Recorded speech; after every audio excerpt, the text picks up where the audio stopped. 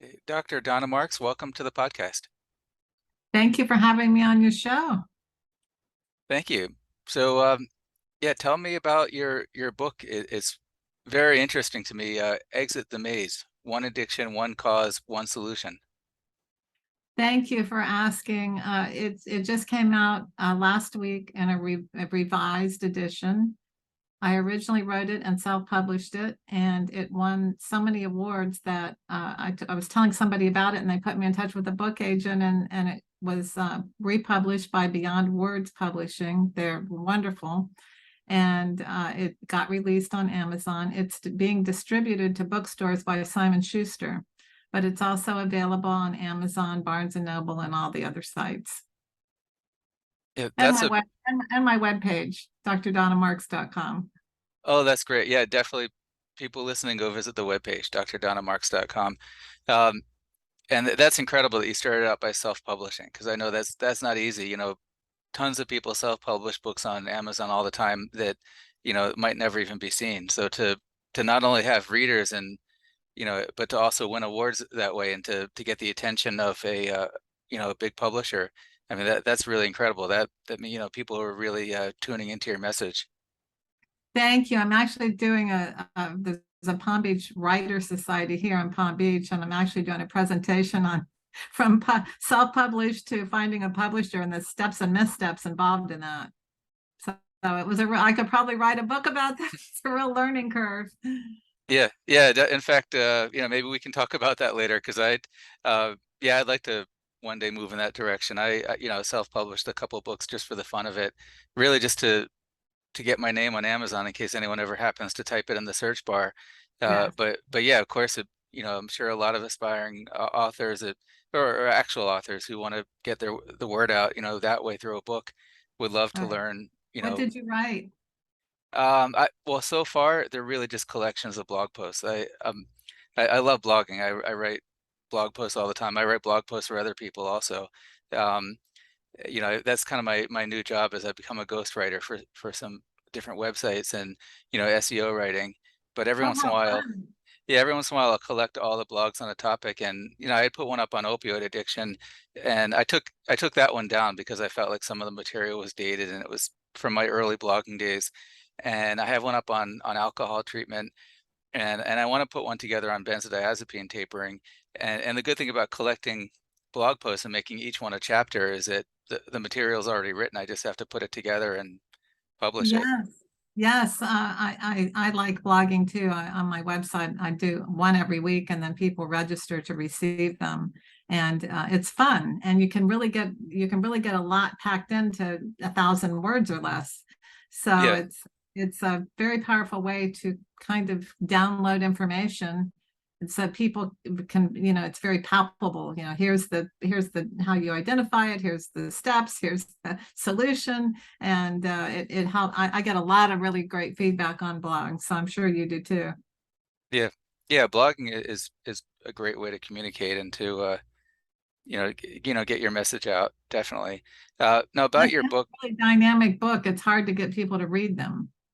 Yeah, They like the blogs because, again, it's like tight and easy to read with coffee in the morning and stuff like that. So, and the young people now, they're really into, hit me quick with it. oh yeah, yeah. People, yeah, books can be overwhelming. Then people like audiobooks. They like, especially traveling or being on the road every day. You Yes, can listen to like a little bit at a time, and before you know it, you're through 20 hours of an audiobook. right. My book's available on Amazon and audio. The only problem is each chapter has personal exercises. So because I explain things and then I say, here's some exercises you can do. And it's not forced, of course, but the people are really reporting they're getting great value out. It's like self-therapy, which isn't enough, by the way, but it's certainly a good component because the questions that are asked at the end of each chapter are personalized and are designed to promote healing for people to be able to say, yeah, this has happened and this is how I feel, and here's what I can do about it. Yeah, yeah, that's great. Well, an audiobook can be like a gateway to written book, because I've done that where I listen to on an audiobook and I hear things, I'm like, I wish I could hold on to that, but there's no way to search the audiobook. So then next thing you know, I buy the Kindle book just so I can search and highlight and save things. And so yeah, I mean that, someone might listen to the audio and they're like, wow, I love these exercises. I want to get them in writing so I can try them. And then they go get the Kindle or the paperback or is it a Right. hardcover or paperback right now? It's on paperback and it's probably going to stay that way to keep the cost effective. But Oh yeah. it's nice it's always nice to have a hardback version, of course.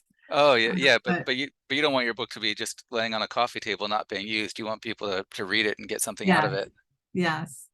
And as a doctor, you understand the importance of documenting what you're saying. And in my book, Exit the Maze, and I've written 3 books, but on all of them, I document what I'm saying. I have the research; it's been updated because the first book came out in 2 years ago. So there, a lot's happened in regards to addiction, substance abuse treatment, and all that in the past 2 years, as you know, with the fentanyl crisis, the opioid addiction, the deaths, the suicides, the depression. It's all interrelated, in my opinion. Almost all medical and mental health.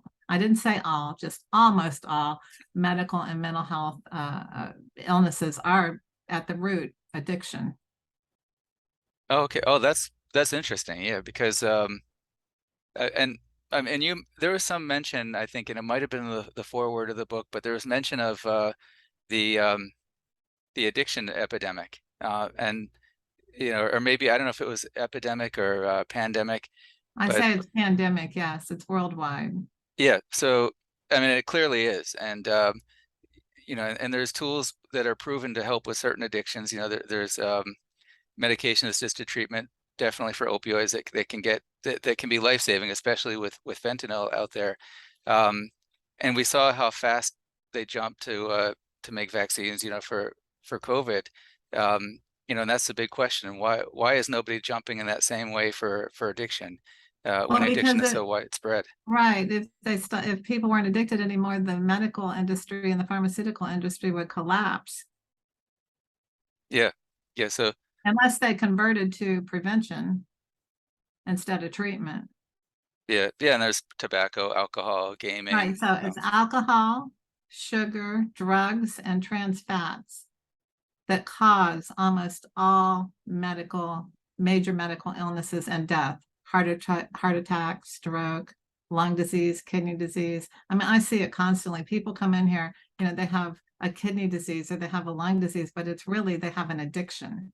Yeah, They have an addiction. Diabetes 2, stroke, all related to people consuming toxicity to the level that it causes permanent organ damage or brain damage. Then they have a brain disorder. yeah, And then we got to treat that with pharmaceutical, psychological medications. yeah, And so, if people if the addiction's caught in time, like any illness, if you catch it at stage 2 cancer instead of stage 4, your recovery rate is much better. The hard thing with addiction is helping people to understand that they have those early signs and symptoms and they don't need to go to stage 4 where their brain is damaged or their heart or their lungs or their kidneys, their adrenal glands or whatever. They've caught it in time and they can live a perfectly happy normal life without the addiction. yeah, yeah. But that No, connection isn't being made, and that's very disturbing. That connection, it's kind of, oh yeah, whatever. It's profound.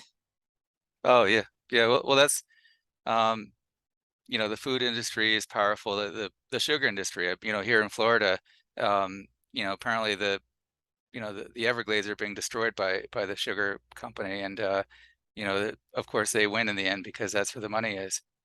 So, and that same sugar is everywhere, that being baked into all kinds of things. Sugar is a really powerful addiction. And as I say in my book, there's one scientist that says it hits that frontal lobe like crack cocaine. And it's refined, which things are made to get you addicted. That's what I'm trying to help people to see. Like, it's not your fault. A cigarette, they were adding additives to make it more addictive. Refined sugar is more addictive than sugar raw because it's so refined. You're getting such a stronger hit in your brain when you eat it. Pornography is designed to get you addicted. I mean, this is like not an accident. Even video games, all of it, gets you charged. It gets that it gets that adrenaline flowing, it gets your endorphins surging and your dopamine and all that. And that's what people are addicted to, the feeling. And so once they, what I teach people is there's a difference between doing something that makes you feel good in the moment versus something that makes you feel good about yourself. And once they learn that, they walk away from it like any other bad relationship. Like, what am I doing here? It just isn't serving me. I don't, it's not worth it. That few moments, it's just not worth it. Yeah. But again, you got to catch it early enough to where there's big benefit to stopping. Yeah. The longer it goes, the harder, of course, it is because your brain does become disordered, damaged. Yeah. And it's, I mean, just from personal experience, I can say it's not easy that, I can go out in the backyard and sit in a chair and meditate, and there's birds and squirrels and wind in the trees, and it's beautiful, and relax and think like, wow, I'm doing really great. Then I can sit at the computer and write a blog post and build something and put something together, and like, wow, I made something and it wasn't easy, and I did a great job, and I feel great about myself. And then Yes. but then the problem is I walk through the kitchen, I'm like, oh, look, a bag of pretzels. That would taste really good. I can just put some in a cup, and I know I'm not supposed to have them, so let me go hide them somewhere. And next thing you know, I'm like back to square one again with that. Yeah. So yeah, because once you activate those centers in the brain, that there's more and more and more. So the key there is not getting it to begin with, and getting things that do taste good to snack on that are nutritious. Yeah. So fill the kitchen with, yeah, which is, of course, someone who's trying to get over a cocaine addiction is not gonna, first thing get the drug out of the house, or opioids, get the pills out of the house. Absolutely. Yeah, Absolutely. it's not so easy, getting all the alcohol out of the house, because some people uh, can control their drinking. Although no alcohol is really good for anyone, it's hard to Well, convince people, let's get all the bad stuff out of the house.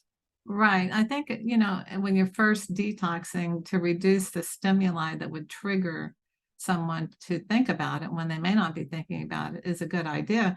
But after a month or so, with proper treatment, I don't believe that most facilities are properly treating people. With proper treatment, that person is feeling so good and has replaced the alcohol with things that they enjoy doing so much. It never bothered me to be around anything that I was addicted to. Yeah. So what is proper therapy? Like, because I've tried to find the answer to that. Psychiatrists are not doing therapy for the most part. They write prescriptions. Right. Um, They treat addiction with addiction. Yeah, and damage drugs that also damage the brain, psych Right. drugs. And if you go to rehab, most rehabs don't have a psychologist or a counselor or therapist. I mean, they might have counselors with minimal training, and there's pretty much no real therapy other than people sitting around in a group who have the same problem talking. Right. Um, and so and then there's all kinds of therapy. There's the cognitive behavioral therapy, the what's the other one, the dialectical, so DBT or whatever that Behavior is. therapy. Yeah, dialectical behavior therapy, which is also cognitive and Yeah, and then there's I think similar to DBT, there's the acceptance and commitment therapy, which yes. to me, it always sounds intriguing because you're accepting things the way they are and committing to do something positive. Um, Right, but those should be like included in any therapy as segments, not as the whole yeah, like yeah, enchilada, so to speak. yeah, there's people that supposedly go and train and specialize in each of those kinds of things. So yeah, be like learning kung fu, and like, I'm just gonna learn how to kick. I'm gonna be Right, a kick expert. right. Um, but yeah, so That's a good analogy. And I'm not anti any, whatever helps. But I think that what's really helping people when they go to therapists is that they feel supported and cared about, and it's the relationship that is the most healing thing. And yes, if you acquire some tool that helps your thinking, that's a good thing for sure. But just thinking your way out of addiction is not going to do it, no matter how rational, logical, or how you shift your mindset, or whatever techniques you're using. And honestly, I can't keep up with them. um, it's just overwhelming. And that can, like that can really foster a sense of inadequacy in treatment too, that, oh, I don't know this, I don't know that, I better go get this, I better go learn that. And to me, that can really be very dysfunctional. But treating symptoms, again, if your thinking's wrong, you're treating the symptom rather than the problem, which is what happened to cause that kind of thinking. What's the trauma underneath that? What's the disorder underneath that? What's the dysfunction that began? Where's the pain associated? What had happened in the past that's created a particular mindset in the here and now? So I was actually trained in behavior therapy and cognitive therapy in my graduate program, and I like it. It has its place, but again, it's a symptom treatment and not an underlying cause treatment. And I do believe we have to do both. Yep. Then when you talk about trauma, I mean, there's definitely people that have been through some horrific things growing up, things that no child should have to go through. Um, but then you also have a lot of people with addictions that, when you ask them about their life growing up, it's like, well, it was uneventful. I had two parents that worked, and, they gave me stuff that I needed, and, and there was money and food, and uh, nothing was especially bad. And then when you dig deeper, it's like, well, my siblings tortured me, and, my father was never home because he was working so hard to make the money, and, Yes, my mother was kind of self-obsessed and preferred my other siblings, and so yes. there's all like other kinds of abuse, I guess, like emotional abuse, or Well, like how would you describe that? yeah, it's not necessarily intentional abuse. It could just be that parents were overwhelmed. They had four kids and, Yeah, both were working and, they didn't intend to abuse. I don't think anybody really, I mean, there yeah, are sadistic people who are sadistic with their children, but that's really rare. And that's at the extreme spectrum. But, things like emotional abuse, neglect, sexual abuse. Sexual abuse is rampant, and it's even getting worse because there's this whole movement to neutralize that it's like a preference and a choice. Kids are not equipped to be emotionally detached or be abused and physically, sexually, emotionally, to be used as surrogates for their parents. In terms of the support system, they're supposed to be children. They're supposed yeah, to just have their needs met. It's not up to them to take care of the family. The parents are supposed to take care of their kids. And of course, as they get a little bit older, past age 2, 3, 4, they assume little responsibilities and they are part of a team. And that's very important in terms of social skills and all. But kids who sometimes they don't remember the abuse. I was working with someone recently who had been raped repeatedly by a cousin and who was much older and didn't remember it. I was working with somebody else about 6 months ago who didn't realize how abused he had been by a parent until the person had his own children. And then it was like, holy, what's going on with me? So that these things can't just be cognitively addressed. They must be, I mean, you can't just say it's unfortunate or I'm going to hang in here no matter what. I mean, those are all good things, but you've got to be able to process the pain and the trauma that were affiliated around those specific events. And again, I don't blame anybody. I don't blame psychiatrists for writing prescriptions. They have their place. It sometimes saves lives, as you said. I don't blame pharmaceuticals. I don't blame the government. I don't blame parents. But we must face what has happened. So, because if you can't face it, you can't change it. You can't heal it. You can't correct it.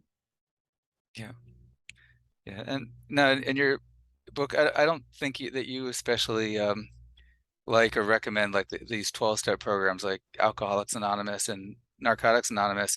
Although to be fair to them, I don't think most people do the full program. They have the 12 steps that people, someone is supposed to go find a sponsor and do a lot of writing and talking and introspection and, looking at themselves and, monitoring their behavior and their whatever the meditation, prayer, all that stuff. So, I kind of think of it as like, imagine if people came to your office for therapy and a bunch of them sat in the waiting room waiting for their appointment. And then 90% of them decided never to come in for the therapy. They said, well, I kind of like the waiting room experience. And, so you kind of, but then again, I mean, it's not really therapy. It's not guided by a professional. It's just people all in the same situation trying to help each other out, and maybe someone a little further along. Uh, Well, I can see why you would think that I don't recommend it, but I do highly recommend. In fact, I recommend the 12-step programs over any form of treatment. It is as successful as any other outrageously expensive treatment. And I think it's very important. I think why the reason you said that is because I do critique it. yeah, And I critique all the different models that are, not all of them, but most of the most popular models that are currently available. And the 12-step programs are a wonderful way to quit drinking. It is a behavioral program. You stop doing the behavior, and here's the steps of how you stay stopped. yeah, And it is the spiritual based program, which I think is very important. And what I like about it is that it's not a religious program. It's like, figure out who God is to you and use that. And that works really well when people understand it. For some people, it's music. They listen to music and they get that uplifting, all is well feeling. For some people, it's sitting in their backyard, listening to the birds, taking in the fresh air, watching the squirrels, that puts them on the zone. Whatever it is, it doesn't matter. It doesn't have to be some deity. In fact, my next book is about that kind of thing, of finding what works for you and having those magical moments because of it. But the one thing I would say about the 12-step programs is that they very importantly have you do a moral inventory of yourself. Who you're mad at, why you're mad at them, and then they ask you to look at what was your role in that. And so when those of us who have suffered severe abuse in childhood get to that point and we say, what was my role in that? That just reenacts that whole sense of shame, because I already felt like I caused it, even though a 4 or 5-year-old cannot possibly cause sexual, verbal, physical abuse and neglect. It's impossible. yeah, you know, a 3 or 4-year-old to have caused, you relive that shame and you get stuck there. You get stuck there, like it's not okay to feel this way or to look at this. I just have to move on and stay sober. And often what happens is people will, like I did, they will continue to reenact those types of dysfunctional relationships. And they, like myself, after many years or very few days, they're not able to stay sober. yeah, But that's the third part of my, when I treat people and what I recommend in the book. You have to stop. You have to deal with the underlying trauma. And a lot of treatment centers do that. mhm, But you then have to learn how to love yourself. People who have suffered childhood abuse do not know what that means, because their template, I talk about templates and imprints in the book, their template is that their parents told them they loved them, but their behavior was not loving. So they're confused. I was very confused. I had no idea.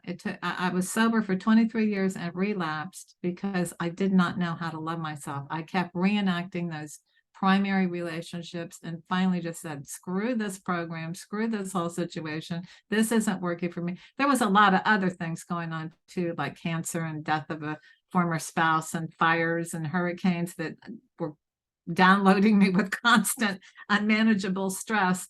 But the bottom line was, when I had that second bottom, it was like it was revealed to me very clearly from my higher power. I'm like, why don't you love me, God? I've tried so hard to do all these right things. You don't love yourself. And that was my moment, my awakening, like, whoa, what does that even mean? It's true, but what does it mean? And people that come in here to the office, when I ask them, do you love yourself? Someone will say yes, someone say no. What does that mean? Let's look at your behavior from the time you wake up in the morning to the time you go to sleep at night. Let's just kind of review your day. And I say, think of it like you're the parent now, and you have this beautiful, wonderful little child. Are you giving them breakfast? Are you feeding them a bowl of sugar? Are you feeding them nutritious food? Are you educating them about how important and sacred their bodies and their brains and their heart and their lungs are? Are you smoking cigarettes? Are you giving them cigarettes? Are you handing them a martini at lunchtime? I mean, are you telling them, no, don't go out and play, don't exercise, stay inside on your video games? I mean, course, those things are happening all the time, but that's because we're confused. We don't understand. So I teach people how to love themselves, how to identify their emotions, how to discuss them from a place of not of love, not attack and not blame, but from a place of love. This is how I feel, or I'm being triggered in this relationship because when you do X, Y, or Z, it reminds me of when I was ignored. It reminds me of when someone was unfaithful to me. It reminds me of how my parents were. Not to blame you, but to share with you why I'm having this reaction right now. And I would really hope that we could talk about things before we act out our pain and those kinds of conversations. I mean, it's not easy. That's why I have a concierge practice, because it's a full immersion and people actually learn how to totally relate differently to themselves and their loved ones. Yeah. Yeah, and that's the thing. You can only to put that much effort into helping people, you can only help so many people. But then you have a book, for the people that are not able to get an appointment with you, they can, you know, easily get access to your Kindle book is very affordable and very accessible. Just Yes, takes a second to go up, download it, and then, and if someone doesn't have time to sit down and read, they can get the audio version and put it on in the car and exactly. get into that. So, Exactly. And, uh, again, people have to be willing, like you said, like a lot of people, no matter where they go for help, when you say, okay, now here's do this, do this, do this, yeah, wave your magic wand. No, love means putting forth the effort into yourself. Love means taking your life seriously. Love is an action word, it's not just a feeling. Again, you have to decide to do the things that I'm recommending to you so that you feel good about yourself rather than continuing to go for that instant gratification of feeling good in the moment, which always has a terrible price to pay to your emotional well-being, to your self-esteem, and to your physical health, to your relationships. All of those things cause great harm, mainly to yourself. yeah, yeah. And when we talk about trauma growing up, and I was like, while you were talking about that, I was imagining, people in a war zone with, bombs going off and friends being killed next to them, and they come back with trauma, they come back with PTSD, and and maybe that's a major thing of a soldier comes back from war and they think, look, I've killed people, I've done horrible things, but they were put into a situation where maybe they had no choice. You either do your job or you're in big trouble, and you get caught up in, the psychology of war, however that works. Um, and I was talking to someone in another podcast episode about um, how they're using that MDMA drug, which again, quick fix, give someone a drug, but the drug that gives a person a sense of feeling love and connection. And it never occurred to me. This guy said, well, maybe the usefulness of it is that it helps a person to kind of jumpstarts their self-love. Maybe they can look at themselves and say, well, maybe I'm not so bad. Although clearly that's possible without giving someone a drug to make them Well, feel that way.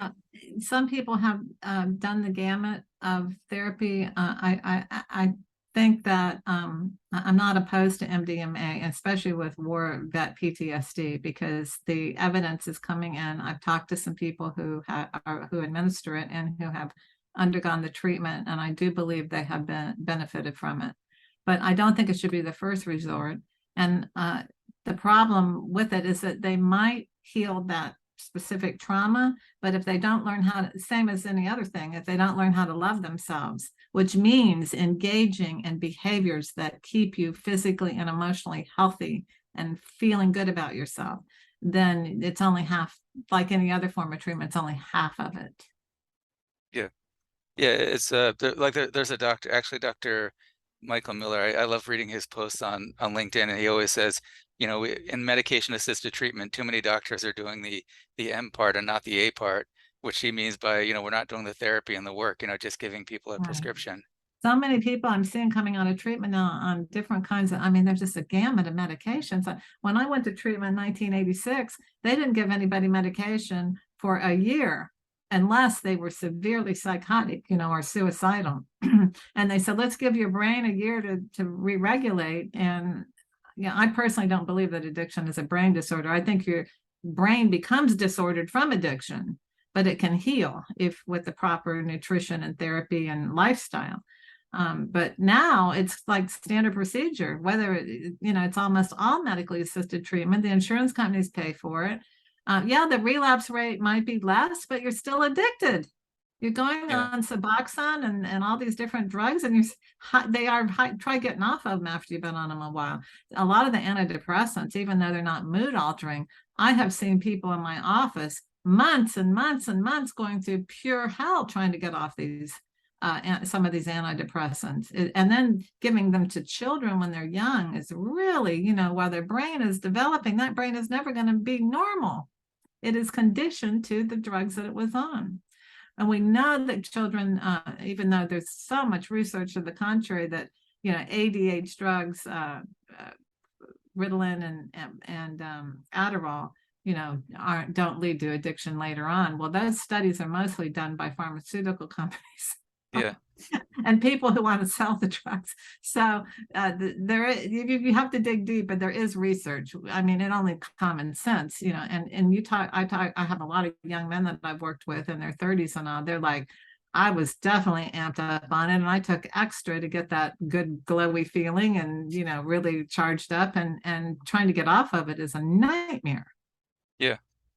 Yeah, that's true. I mean, that I would disagree on the thing of Suboxone, buprenorphine, that when a person is taking it, they're not acting addictively. So it's definitely a major issue of dependence. You have physical dependence, that they Right, get physically sick when they try to stop taking it or even to right, reduce it.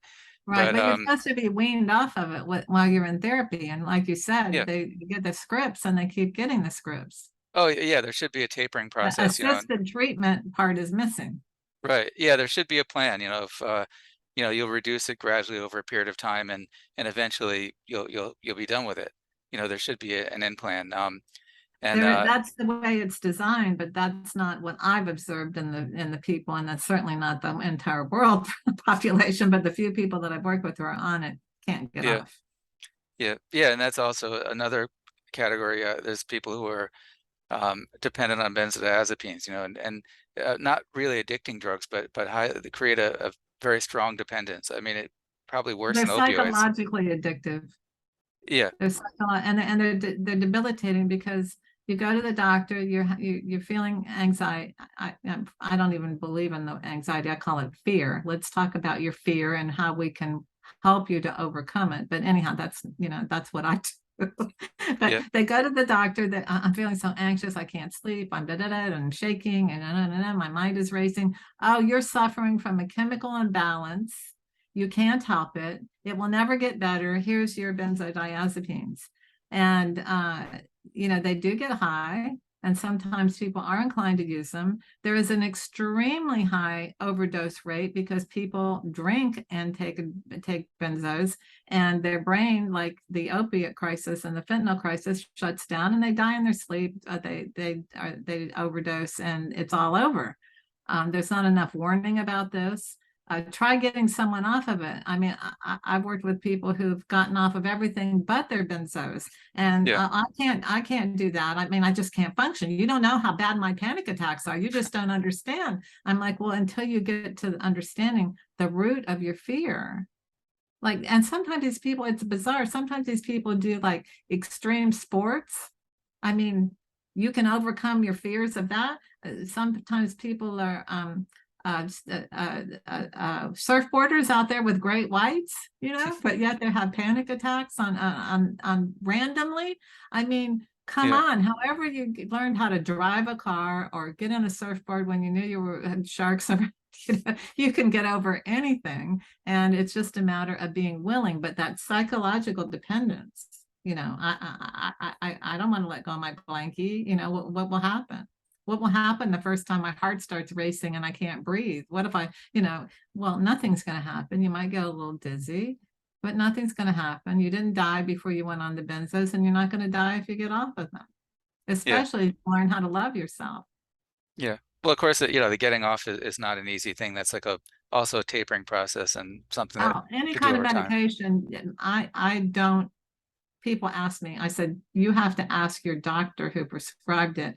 I don't care what it is, even pot, get a medical person to tell you how to get off those drugs. That is not my job. My job is to teach you how to stay off of them by dealing with the pain underneath it, the fear underneath it, and to be able to learn how to love yourself instead of taking pills. But Yeah. definitely always talk to doctors before you go off of any medication. Yeah. There used to be there was a doctor that used to tell me about some kind of this guy that he was known as like the love doctor. Like he would lecture everybody on love and he would hug people at his conferences and stuff. And Ernie Siegel. oh, okay. Yeah, he treated, he said that he's kind of treated cancer with the same type of approach, similar to me, but it was specific to cancer. Oh, okay. Okay. He wasn't addressing, he wasn't claiming like I am that almost all cancer is related to some form of addiction. Yeah. That people have smoked or eaten things and that have caused them to be um, not just what you're ingesting, but also you sit around, you don't exercise, you're not engaged, you get depressed. It all ties in together. Yeah. Yeah. I mean, like they refer to watching television now as binging, and now that's become an acceptable thing. Like I'm binging a show and gonna sit on the couch all day and watch every episode until I'm done, and then find a new one to get into. It's another escape Yeah. rather Speak. than entertainment, reasonable entertainment. Yeah. Speaking of shows, did you ever did you see the the the HBO kind of newer version of Westworld? No, I saw the previews on it. I actually saw the original version years and years ago. Yeah, which the original is great. I rewatched that recently, but the you might like at least the first season of the new version because there's a thing about a maze, and the maze in the show actually looks a little bit similar to the maze in your book, and that kind of made me think about that. And the interesting thing was that the maze image was everywhere, and one of the characters thinks that there's like a hidden game, and he's trying to solve the maze and get to the end of the maze and figure it out. And it turned out that the maze image was from one of the early researchers' children's games. Like his child was dying of cancer, and he had a little maze that he liked to play with, and so that maze got put into the thing, and turned out I don't think there really was a maze to be solved. But yeah, but that whole maze thing keeps coming up over and over again. And I'm sorry, I just gave I probably spoiled the show. I mean, that's just a little part of it. There's a lot Oh, more in it. not at all, but it's interesting. Yeah. And the addiction maze, treatment can even be a maze. People go to treatment over and over and over again, and different treatment centers and try different things. And part of that is a failed treatment system, but sometimes it's the failure of the person to do what the treatment is telling them to do. So, Yeah, I don't really think people definitely need to be detoxed if they're substance abusers, but well, not all substance abusers need to be detoxed, but they should be evaluated for whether or not they need to be detoxed. But it's not necessary to go to treatment. It is necessary to get good treatment and to do what is recommended in treatment. But like I said earlier, I mean, getting put on a whole bunch of medication is to me contraindicated most of the time. And in terms of long term, I mean, I want who I am. I want that. I don't want some altered version of me. I'm fine the way I am. Yeah, I have my things. No, I'm not perfect. Yeah, I go off every once in a while, but the program teaches you can clean it up. You can say you're sorry. You can own it. You can work on changing yourself. It's not that hard. And I don't believe that when we do these things to correct our addiction, it's not hard to stop either. What's hard is when we keep fighting it and we resist doing the things that would make it easy to stop. So, the maze is the one of the big reasons that treatment doesn't work is because the addiction, which I call the invisible hole, something's missing. There's this big void inside of me, and something's missing. Okay, so I have an alcohol problem. I go to treatment, I stop drinking, and then I start using the drugs they gave me in treatment. Or I stop cocaine and then I start gambling. Or I stop gambling and then I'm into porn. Or I quit smoking and then I'm eating. It's never ending. So that's why I say there's just one addiction, only one. It's that hole that we're trying to fill. And once we learn how to heal what caused that feeling of inadequacy and then replace it with behaviors that are loving ourselves, Yeah. then we're out of the maze. And we didn't try to get out of it. We just Yeah. elevate out of it. We're not going up and down the corridors anymore looking for the fix. Yeah.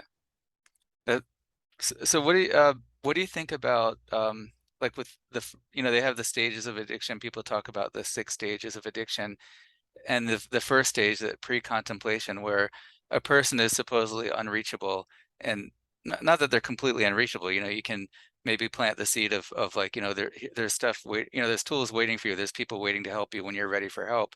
But then that goes into harm reduction, and supervised consumption sites, giving people clean needles and stuff, and maybe making safer drugs available to them. How do you feel about that? Do you feel that there's people that are actually in a place where there's no way to get them out of their addiction other than just to maybe keep them safe until they're ready? I don't believe that anybody's impossible. I really don't. Yeah, I, not I not would that I they're. don't give up on anybody. And I've had some Yeah, people in here who were way, it might take a really long time before they are willing. yeah. But it's I don't give up on anybody. Well, And so when yeah. we start passing out needles and free drugs, we've given up on them. And why? Why would we do that? What's the point of that? I don't understand that. So what? So yeah, So I they mean, the don't die? thinking. They're dying anyhow. They're killing themselves. Now we're helping them Yeah, to do it yeah. with Well, I clean mean, needles. oh yeah, no, that's yeah. I'm not really completely sure how I feel about it either, but I mean, it's like you said, there may be someone that's not that they're hopeless, but they're not reachable right now. And that they're going to walk out, maybe the parent drags them to your office, like, help him, he needs help. And the kid is like smiling, like, okay, whatever you want me to tell you, I'll say anything to get out of this room so I can go out and get my needle and heroin, which is really fentanyl. And so that you're not going to reach them today, although you could possibly plant the seed of that we can help you, maybe next week, the week after, when you're ready. But yeah, I mean, the harm reduction would be like, well, let's keep him alive tonight and out of harm's way. But yeah, I can see what you're saying. If you make it the drugs and the needles all freely available, maybe he'll stay out longer. He's not coming back. Yeah. Well, I mean, the hope would be, that these, like, I did an interview with someone who runs a supervised consumption center, and his and they're not giving them the drugs where they are. The people bring the drugs in and they give them a safe place to use them. And his perspective was that we're forming relationships with people that would otherwise not go ask for help from anyone. And over time, as they get to know us and develop trust, we can hopefully lead them in the right direction to finally getting help. I mean, these are And mostly probably does he homeless have people. anybody that's done that? Oh yeah, one of his best trusted workers had overdosed and been had his overdose reversed like 30 plus times with Narcan and um or naloxone, and and he finally came around and decided to get help and recover, and he's now one of his most important workers, and he's helping other people. Okay, but you said he overdosed. So he wasn't getting treatment from that facility that was giving free drugs. Yeah, I would assume that, because also they told me that no one has ever um I don't know, what do they say about that? Not that people had an overdose. They had almost never had to give Narcan because they were able to educate the people on not using the drugs too much, and they could give them oxygen, and so I guess but yeah, and this guy's so yeah, I don't know the full story. There's clearly more to it. Maybe all that Well, I happened. think the relationship piece is very important. Yeah, And so if they form relationships with people who are addicted, love is what is going to heal somebody. But most people who are on drugs, who have addictions, the consequences have to be more painful than the benefit of getting high. yeah, So when we're talking about people who have lost everything because of their addiction, we're kind of buffering them by giving them drugs rather than allowing them to yeah, feel the pain. A lot of people, and the people that go into the 12-step program, some of them are coming in from living under bridges, yeah, living in the woods, and they have when they work the program and they heal, they have amazing lives. They find their purpose, they become financially secure, they have relationships, they get married, they have children, they have friends, and so they live normal lives. And if they continue to be administered free drugs, that the likelihood of that happening is slim, Yeah. because your brain is hijacked. You don't Yeah. own you anymore. That pill or that liquid in that tube with the needle on the end of it owns you. Yeah. So your brain is you're hijacked, and you don't want out. You don't want out. That's the problem. Yeah. So I'm sure that, if you're hanging around other addicts and people are trying to do some therapy with you while you're getting your free drugs, and they're caring about you and they're encouraging you, that can't hurt. But I don't know that I would recommend that form of treatment.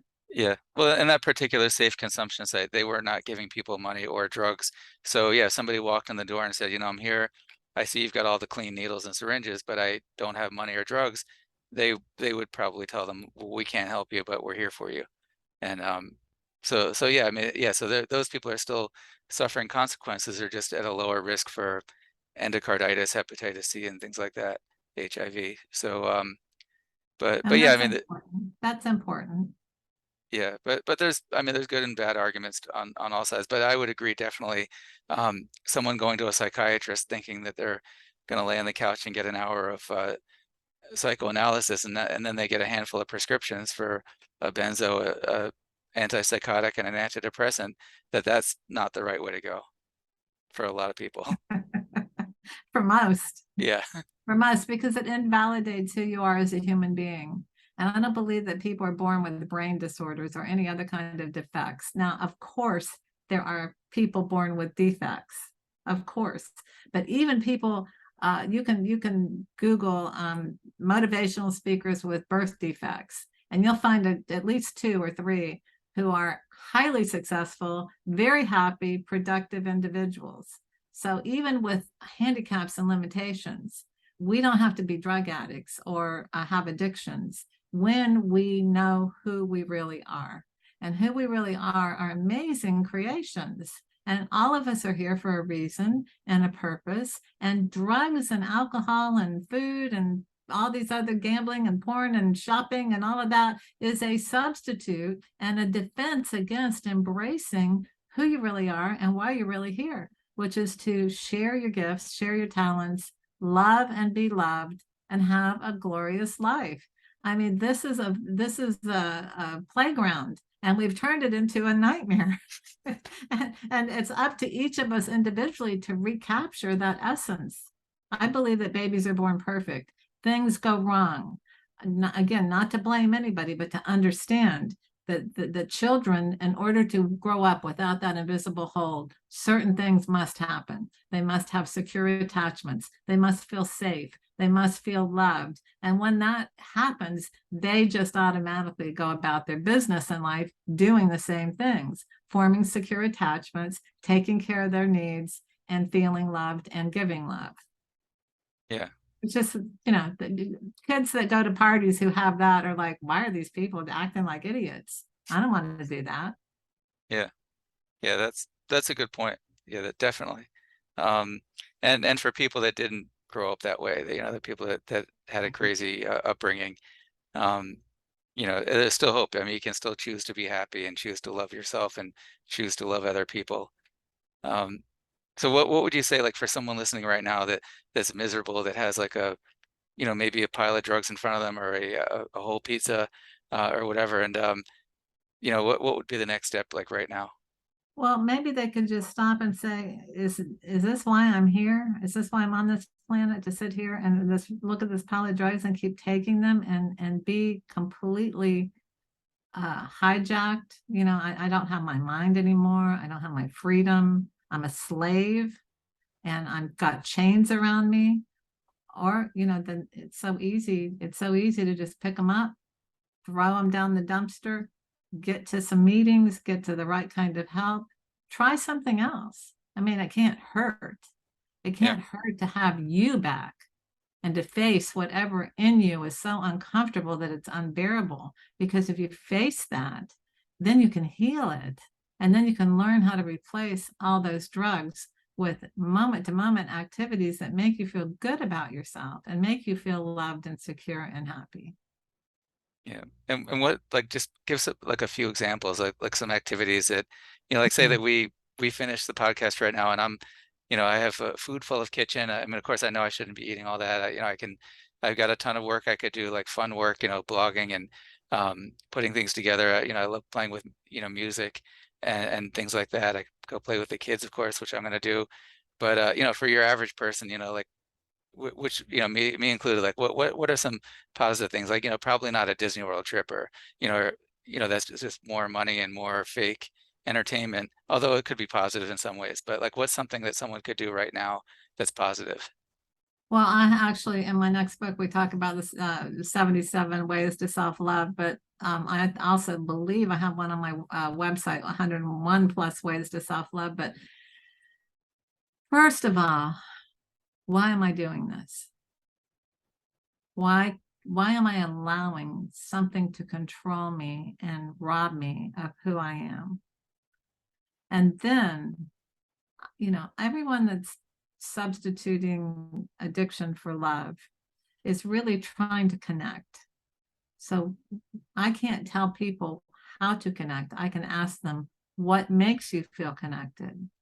And it's really important when people are trying to come off of addiction. That's why this is one of the main reasons that 12-step programs are so powerful.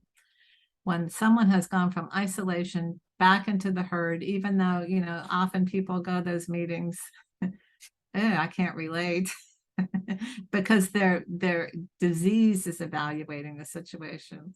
I remember the first time that I went to a recovery meeting and I thought, oh, wow, this is a church I've always been looking for. But not everybody has that reaction. So Yeah. find something that you can feel love in. And for some people, it's church. For some people, it's a hobby, it's a music group, it's a band, it's a poetry group, it's a nature, it's a bird watching, it's a jogging group. I don't care what it is. Find something that you feel connected, because you need to be around people. And you also need to get information on not just stopping, but how to stay sober, because there are techniques that work and there are techniques that don't work. But that social element is very, very important.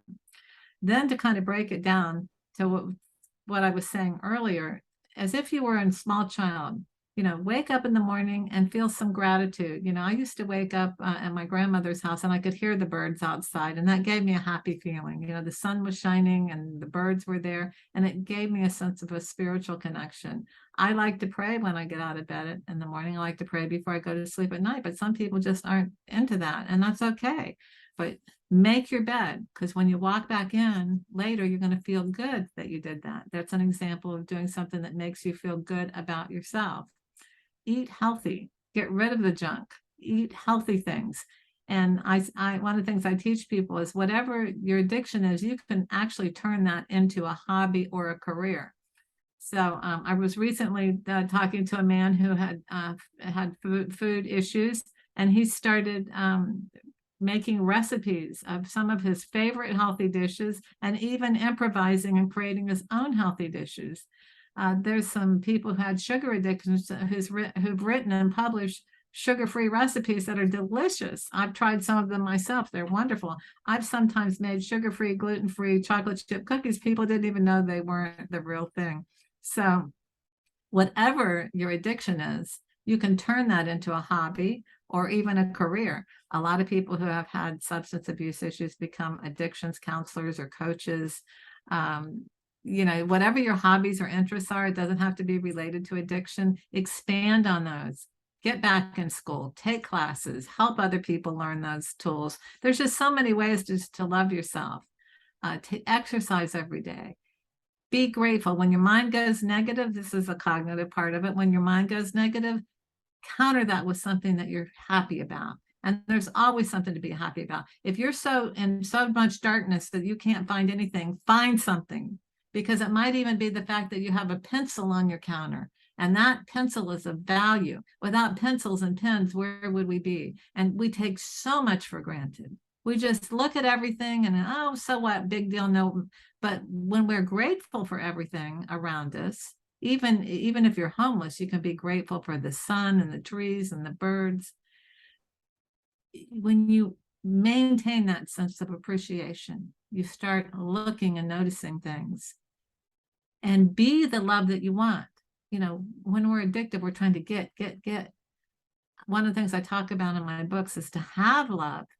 Be the love that you want, and you will have it. That's the Yeah. big key right there. Yeah. Yeah. And you've mentioned tools.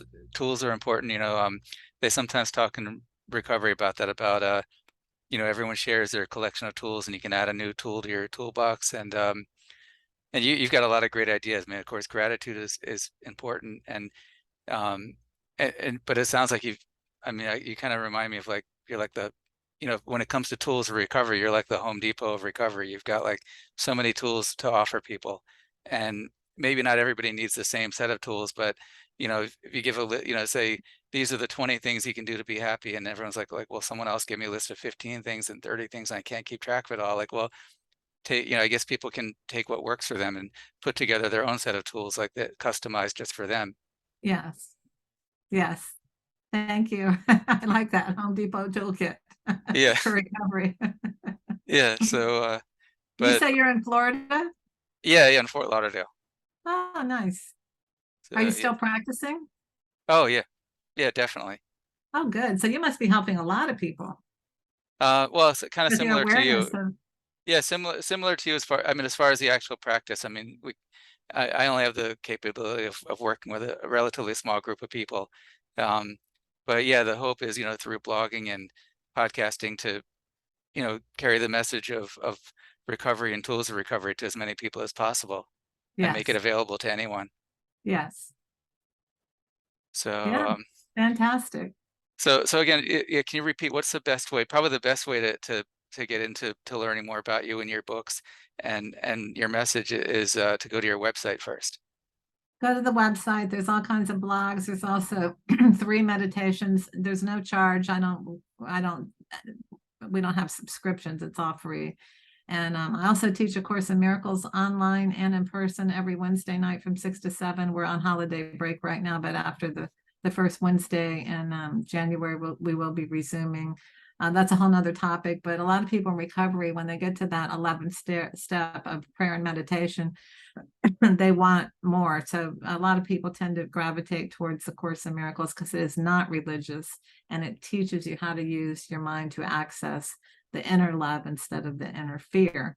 And so there's the blogs, and we send out notices of events where I'm going to be speaking. Like in January, I'm speaking at that Palm Beach Writers Society that I told you about on how to go from self-published to published.